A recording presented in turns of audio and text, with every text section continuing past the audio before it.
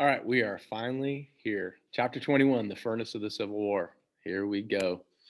Okay, so in the last chapter, we talked about the beginning of the war being the first battle. And although it wasn't a major battle, the first battle was at Fort Sumter and really led to a retreat by the Union from Fort Sumter. And then there was a uneasy calm that happened for months. So that happened in April, and then now the first major battle of the Civil War is going to happen July 21st, 1861. So between April and July, there was just this, who's gonna go first, who's going to attack who, and how that was. It was just kind of unsure as to how things were going to go. But after a while, Abraham Lincoln got a little bit impatient and said, we need to go, and we need to go now. Abraham Lincoln, I think I mentioned this before, believed that this war was going to be a one-punch war. He truly believed that it was going to be over quickly, and that the Union was going to prove to the Confederacy that it was impossible for them to defeat the Union and to leave and create their own country. He believed it was going to be a one-punch war. But that's not going to be what happens. On July 21st, 1861, the leader of the Army of the Potomac, General Irvin McDowell, who was training his troops, not really ready for war, not sure that that the time was right for this to happen, but Abraham Lincoln ordered McDowell to go and attack. So 35,000 troops on a hot day in July of 1861 left Washington, D.C. on their way down south to take on the Confederacy. They didn't actually know where it was going to be, the battle was going to occur. I mean, they had hoped to get to Richmond because Richmond was now the capital of the Confederacy, but they knew that they were going to engage in battle. They just didn't know exactly where it was going to be. And the battle ensued at a place called Manassas Creek, and better known as Bull Run. And I put on here Bull Run 1 because there's going to be a Bull Run 2. The war started in the front yard of a man's house where the first shots were fired. Interestingly enough, I'll have a good story about that when we talk about the end of the war. And what the Union experienced here was the rebels, the Confederacy, that they were fired up, excited, screaming, yelling. This is where the rebel yell phrase comes in, because the rebels would have this high pitched screech, and it scared the heck out of the Union troops. Stonewall Jackson came with his men, and that he stood like a stone wall, and that's where he got his nickname. The Confederates used the railroads to get their troops to the battlefield, and they outmaneuvered the Union and forced the Union to retreat. And it was a shocking loss for the Union, because obviously Abraham Lincoln was not the only one that believed it was going to be a one-punch war, that it was going to be easy. They quickly found out that it wasn't going to be a one-punch war, that it was going to be a lot bloodier and a lot tougher. This is interesting to look at it this way, is that defeat was better than victory for the Union, because now it dispelled that illusion of it being a one-punch war. And now they knew that they were in for a battle, and they prepared better because of it. So you see this map right here. The black line represents the Union troops. The red line represents the Confederacy, and the Confederacy coming up out of Richmond to meet the Union here at Manassas, at Bull Run. The other thing about this is war was new, and there were wives and friends, kids that followed the troops as they left Washington, carried lunches with them, thinking that if the war starts, they're going to go and they're going to sit down and have like a picnic and watched the fighting. And they quickly realized that, they lost their appetite when they saw, men getting hit with bullets and heads exploding, and it was quite gruesome. But that just goes to show you how people very much didn't know much about war, and there hadn't been a war on American soil in a really long time, since the War of 1812. And most people don't remember that, or they weren't alive at that time, or they were too young. So yeah, war was this glamorous thing that, people, they're really excited about until they saw what actually happens during war. So yeah, the battle occurred right here where the two arrows come together, and it ended up a victory for the Confederates. And the Union pretty much, ran from the battlefield, hightailed it back to Washington, D.C., tail between their legs after a shocking loss. There's a couple of pictures. You're going to start seeing more pictures now as the camera comes along. It started at 1830s and 40s, and now by the 1850s, Kodak has his camera. Kodak camera's invented, and you're going to see much more better and clearer pictures than you did the daguerreotypes that I've shown you before.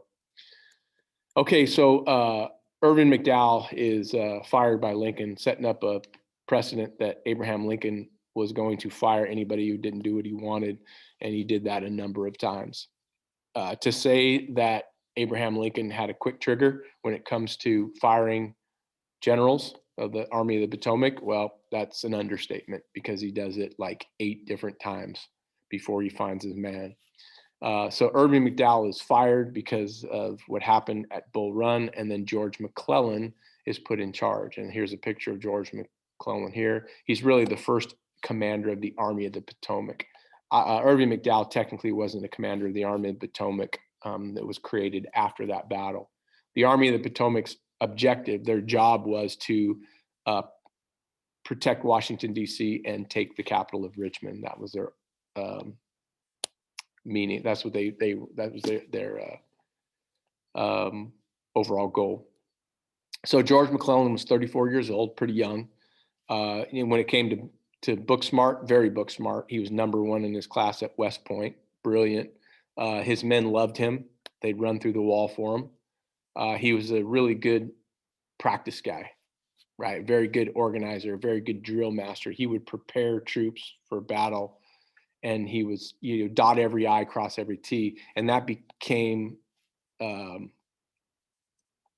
drawback to him, because when it came to the battle, he was very hesitant to send his men out into battle. He loved his men, and they loved him, and he was always looking out for their best interests, and he didn't want to send them into a dangerous situation. Well, you can't always do that in war. Sometimes you just have to go, and he was not willing to do that. So little statement here. It says, although McClellan was meticulous in his planning and preparations, these very characteristics hampered his ability to challenge aggressive opponents in a fast-moving battlefield environment.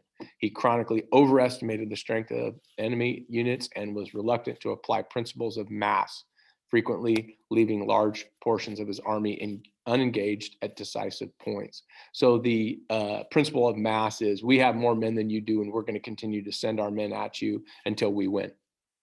That's, blood and guts, man. Just send people out, and he couldn't really do that. He didn't want to sacrifice his men like that. So yeah, he's going to be pretty controversial. But when it came to book smarts and whatnot, very smart. Now, the next battle we're going to talk about is the Peninsula Campaign, and it's going to be a waterborne approach to take Richmond, because nothing was happening again, and Lincoln was frustrated. I'm going to go back to this map here. So if you look at where Richmond is, this waterborne attack is going to be here. It is an amphibious landing. The most well-known amphibious landing in American history is D-Day.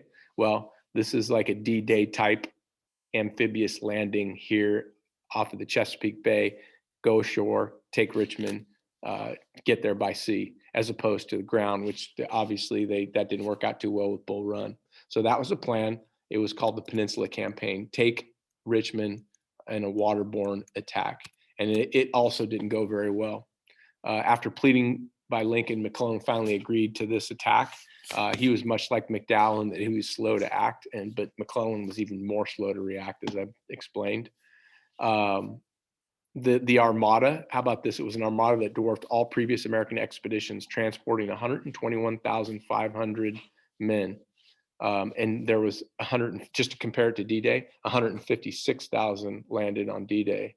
44 artillery batteries, 1,150 wagons, and over 15,000 horses and tons of equipment and supplies were unloaded on the way to Richmond here.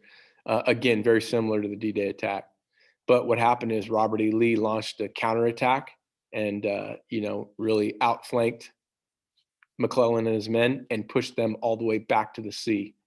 So if you're keeping score, obviously it's 2-0. And, the Confederacy is winning. The Union has engaged in 2 battles to take Richmond and failed both times. So things aren't looking very good. And Abraham Lincoln, is going to, as I said before, he's going to fire McClellan and he's going to hire somebody else to try to take over and make things better. At this point, the Union decides, we better have a plan. And here's their total war plan. For victory. For victory, they needed to be able to accomplish these things, is what they said. One, they needed to blockade the entire eastern South, their seaboard. They wanted all the way from Virginia down around Florida to New Orleans, a blockade. They needed to liberate the slaves to undermine the South. Right, that was their plan. They didn't want this plan to be stated publicly because, as I talked about in the last chapter, everything that came out of Lincoln's mouth was calculated because he was afraid he'd lose the border states. So liberating the slaves would be one thing that he wanted to do, although it wouldn't be publicly stated. Capture Richmond, the capital of the Confederacy. That was the job of the Army of the Potomac, as well as protect DC. Cut the Confederacy in 2 by seizing control of the Mississippi River, and then grinding the South into submission, which means beat them so badly that they cry uncle, that they surrender. If you look at this map right here, they called this the Anaconda Plan.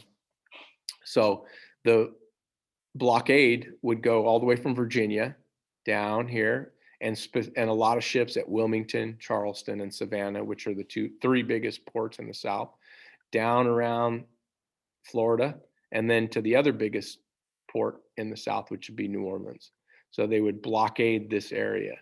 You can't have very many, but you concentrate your ships in the areas where blockade runners would go, to Wilmington, Charleston, Savannah, and New Orleans. And then you have ships, spread out and patrolling back and forth to make sure nothing gets in or nothing gets out, choking off the South like a snake. An anaconda is a snake that constricts its prey and then eats it. So what they're trying to do is think of this as a snake, constrict the South, don't let any food in, or don't let anything out, control the Mississippi River so nothing could go upriver or downriver, and just get them to starve to death. And it pretty much is going to work. Now, they didn't know it was going to take 4.5 years, the Anaconda Plan. Let's talk war at sea. When it comes to the Civil War, it doesn't conjure up images in your head of great sea battles like, say, World War II. But the most well-known sea battle that occurred during the Civil War was the Monitor versus the Merrimack, the birth of ironclads. So I want to first talk about the Merrimack, which is originally the ship was called the Merrimack and it was burned, and then they renamed it Virginia, and it was the Confederacy that created it. The Merrimack was introduced before the Monitor. It was on April 20th, 1861, when Virginia authorities took over the Norfolk Navy Yard and evacuation of the federal forces. They found, among other valuable items, the hulk of the steam frigate USS Merrimack. Though burned to the waterline and sunk, the big ship's lower hull and machinery were intact. During the remainder of 1861 and the first months of 62, the Confederate States Navy raised, dry docked, and converted her into a casemate ironclad ram, a new warship type that promised to overcome the Union's great superiority in conventional warships. And it was called the CSS Virginia, and it sunk a lot of Union ships that were wooden. This ship had big, thick oak sides, and then they put iron plates inside and out. So it was very, very heavy, sat low in the water, but was impenetrable to bullets and cannonballs. So it was very powerful, and wooden ships didn't stand a chance against the Merrimack. And Americans were panicking, thinking if the Confederacy has a fleet of ships like this, that they could take over Washington, D.C. They could just go up the Potomac River and take over the capital. Little did Americans know, but they had their own ironclad. They were building the Monitor. Doesn't look as sturdy, but was every bit as strong as the Merrimack. It was built by a guy named John Erickson. It was launched in 1862. They launched it specifically to counteract the Merrimack. And it engaged in an epic battle between these two ships. And here's a sketch of one right here. They fought each other, and this battle went on for hours, and they launched cannonballs, and the cannonballs just bounced off. It took the Merrimack, you can see that in the background here. It took the Merrimack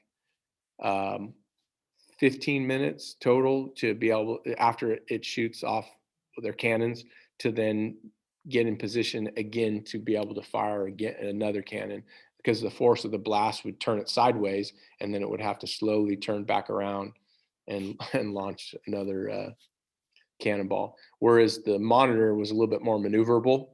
This turret could spin, and they had guns in there, and it was much more maneuverable, but the guns were more powerful on the Merrimack. Anyway, they canceled each other out.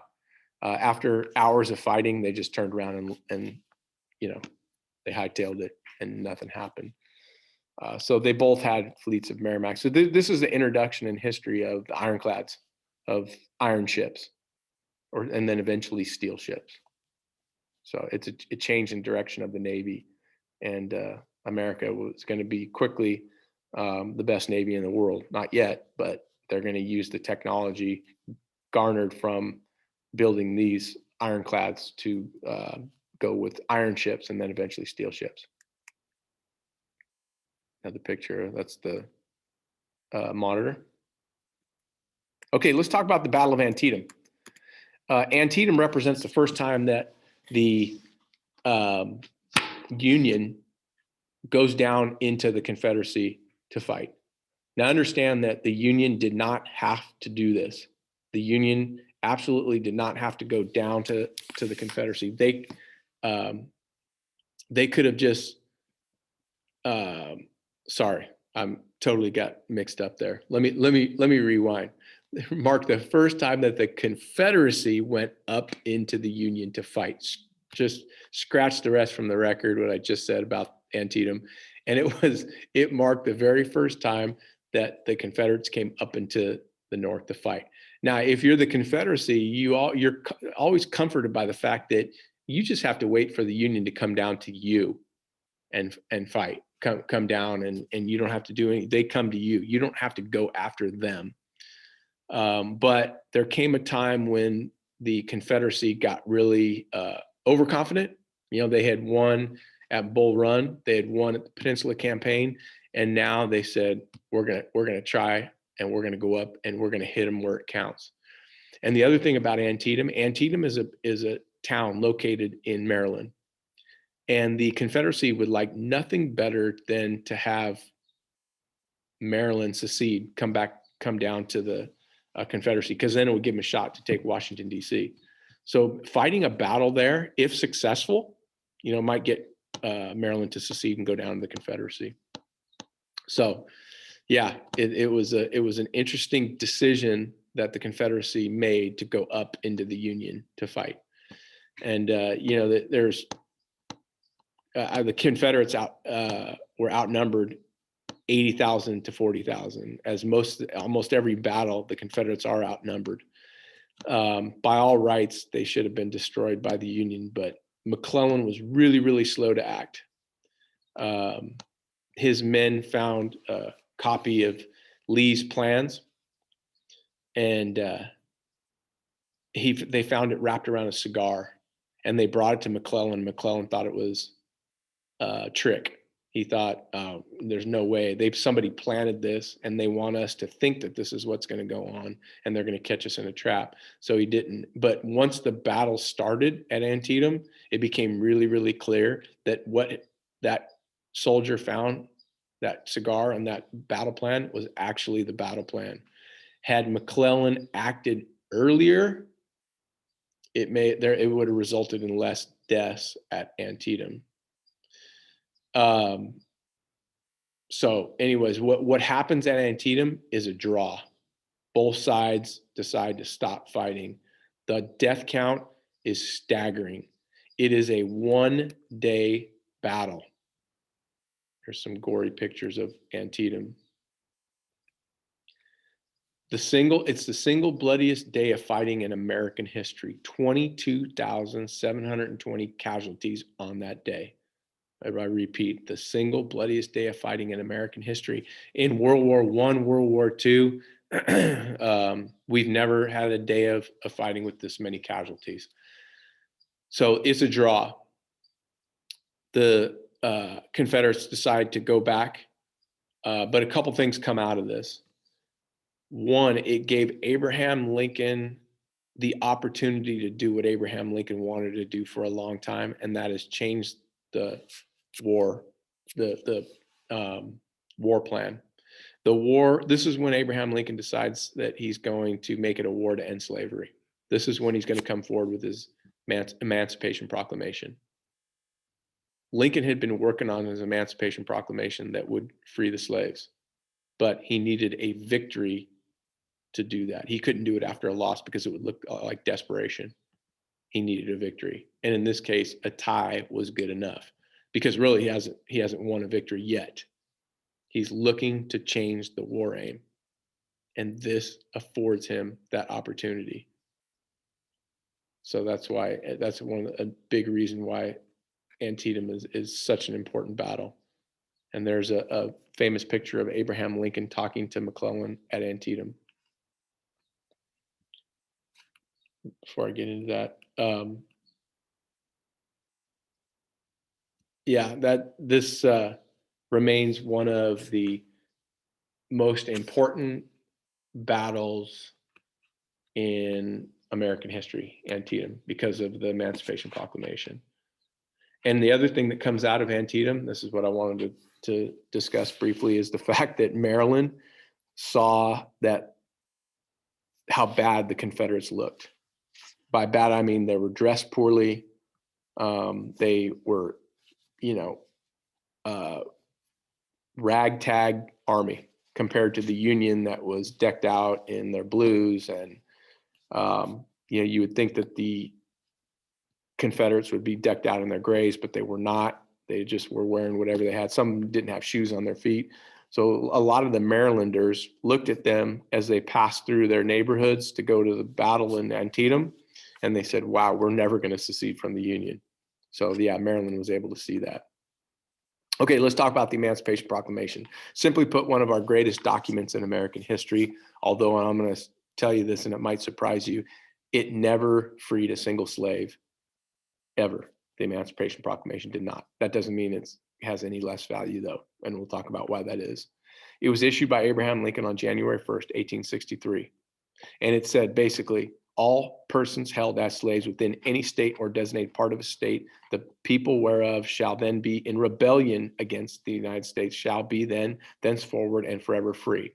All that statement basically says is that any state who is in rebellion against the United States had to free their slaves. And the states that are in rebellion against the United States are the Confederate states, not the border states.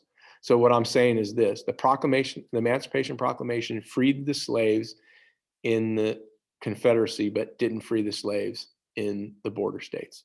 Now, the Confederacy is not going to listen to what Abraham Lincoln says, because they do not believe that they are part of the Union anymore. They consider themselves their own country. So they're going to laugh at the Emancipation Proclamation, and they're not going to abide by it. That's why not a single slave was freed, because of the Emancipation Proclamation. Where he could free the slaves in the border states, because they're still part of the United States, he refused to do that because he didn't want to test the loyalties of the border states. He thought they might just jump down the Confederacy if they freed the slaves in those states. So he purposely held out and didn't free the slaves in the border states. A lot of people didn't like that. You know, the other thing about the Emancipation Proclamation, and when it comes to strategy, this is more important than the freeing of not freeing any slaves or freeing the slaves in the states in rebellion against the United States. The most important thing about this strategically at the time was it allowed African Americans to join the military. It was a call to arms to African Americans. Before this, as I said in the last chapter, Abraham Lincoln refused to allow African Americans to fight because he thought that if the Confederacy sees African Americans fighting for the Union cause, that they would jump down the Confederacy. So 180,000 African Americans served in the Union Army after the Emancipation Proclamation. So that was what was pretty big about it strategically at the time. There's a print of Lincoln Emancipation Proclamation. So let's talk about the value of the Emancipation Proclamation. If I already told you that it didn't free a single slave. However, the Civil War became a war not only to save the Union, but also to free the slaves. So the war aim changed. So people who want to free the slaves now are like thinking, this is awesome. We're going to get a chance to free the slaves.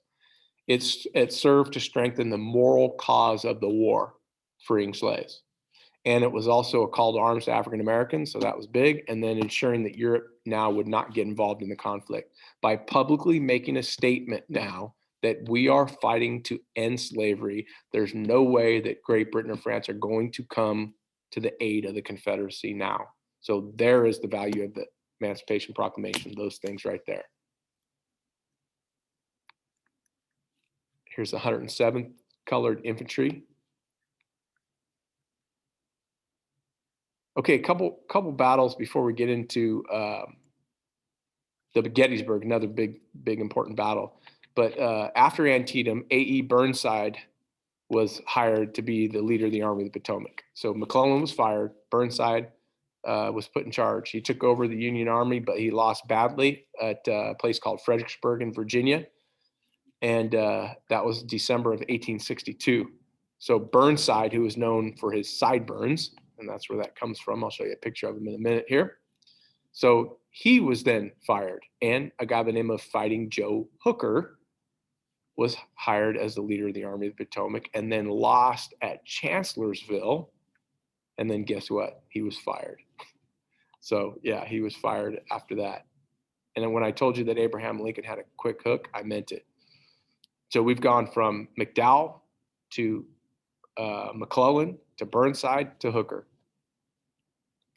But another significant event at Chancellorsville in Virginia was that Stonewall Jackson was killed there by friendly fire.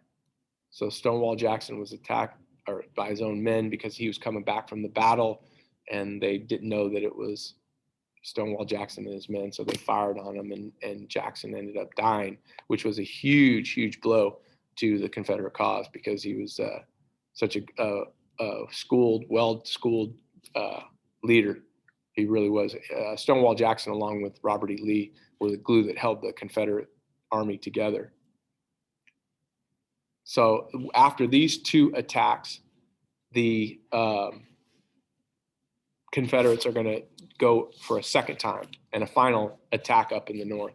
This time they're going to go up into a actual free state as opposed to a border state. Antietam was in Maryland, which was a slave state. They're going to go all the way up into Pennsylvania at Gettysburg and try to attack. They're going to do that again. So here's a couple pictures right here. This is Burnside, obviously. The word sideburns comes from that. Joe Hooker had prostitutes that would go along. He liked the ladies, and the prostitutes would come and visit him, and they became known as Joe's Hookers. So the word hooker for prostitute comes from Fighting Joe Hooker. Some maybe little known facts about the Civil War. And there is Stonewall Jackson right there. Just want to read you a little bit about Stonewall Jackson. Next to Robert E. Lee himself, Thomas Jackson is the most revered of all Confederate commanders. A graduate of West Point, 1846, he had served in the artillery in the Mexican War, earning 2 brevrets before resigning to accept a professorship at VMI. In his greatest day, he led his corps around the Union right flank at Chancellorsville and routed the 11th Corps. That night after the victory, he was returning to his own lines when he was mortally wounded by some of his men. Following the amputation of his arm, he died 8 days later on May 10th, 1863, from pneumonia. Lee wrote of him with deep feelings. He has lost his left arm, but I have lost my right arm. So Lee considers Stonewall Jackson to be his right-hand man, right arm. There's where Lexington, Virginia, where Stonewall Jackson is buried. And here's supposedly at Chancellorsville where his arm, the arm of Stonewall Jackson. I don't know if these are still up or what's gone on with the Confederate monuments, taking them away, desecrating the monuments. I'm not sure if it's still up at this time. And that ends chapter 21, part 1.